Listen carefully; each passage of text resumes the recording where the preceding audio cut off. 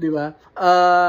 Ramdam ba natin ang bagay na 'to? Alam nyo, kapag ikaw ang nag lumapit sa Diyos ng tunay at talagang merong taos-pusong pagpapakumbaba sa Diyos, kiniklaim mo na kagad na, Lord, matatapos na tong sitwasyon ko na to. Sasamahan mo na akong muli sa buhay ko.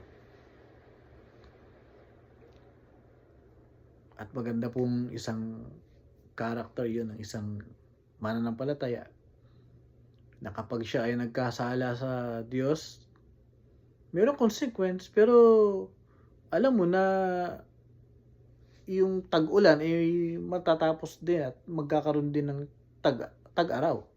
Alam mo na yung gabi ay magkakaroon ng madaling araw at bubuka ang bukang liwayway at makikita mo muli ang liwanag ng araw. 'Di ba? May enjoy mo yung katanghalian, 'di ba? Of course, ganun naman lagi ang ating buhay. Hindi naman tayo pinababayaan ng Diyos. Kung may mga panalangin ka because alam mo na consequence yun sa pamilya mo, alam mo na dahil broken family ka because of sin, 'di ba? Alam mo na matatapos 'yun kasi yung second generation na na magiging salin-lahi mo, ipapakilala mo kung gaano kabuti ang Diyos. 'Di ba sabi sa Bible, generation by generation na po-proclaim, 'di ba? Napapakilala ang kabutihan ng Diyos. Nais ba natin na sa pamamagitan ng generation natin na to ma-breakdown na or ma-cut off na yung course ng broken family sa buhay nyo? Gusto nyo ba sa generation na susunod sa inyo ay ma-cut off na yung kahirapan sa buhay nyo?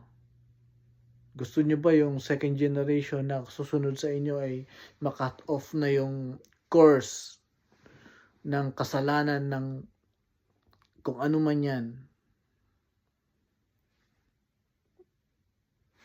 Alam niyo po, kapag ikaw ay nag-commit ng kasalanan, kunyari naging kriminal ikaw, kung hindi ka humingi ng tawad sa Diyos, yung anak mo magiging kriminal at apat na salinlahi yun. Ibig sabihin, apat na salinlahi. Tuloy-tuloy yun. Ngayon, kapag tayo ay nagkaroon ng truly repentant sa Diyos, yung tatay mo makasalanan, nakakilala ka sa Diyos, pinuputol na ng Diyos yung curse, yung sumpa ng kasalanan doon sa mga susunod. But of course, kailangan mong ikaw mismo ipakilala mo yung Diyos na nagpapatawad ng mga kasalanan sa next generation mo para kilalanin nila ang Diyos.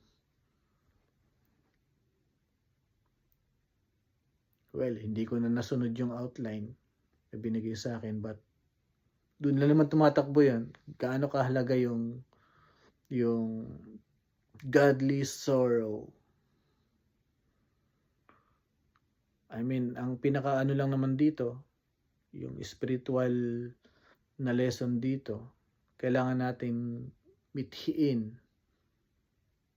Or once na nagkasala tayo, alam natin na hindi tayo kalugod-lugod sa Diyos. Alam natin na yung ginagawa natin ay against doon sa will ng Diyos. Whatever it is. Whatever yung mga sitwasyon na parang alam mong kasalanan yan. Lumapit ka sa Diyos, lumapit tayo sa Diyos, at hingi natin ang kasalanan yan. At matuto tayo day by day na lumapit sa Diyos at hingiin ang guidance ng ating Panginoon.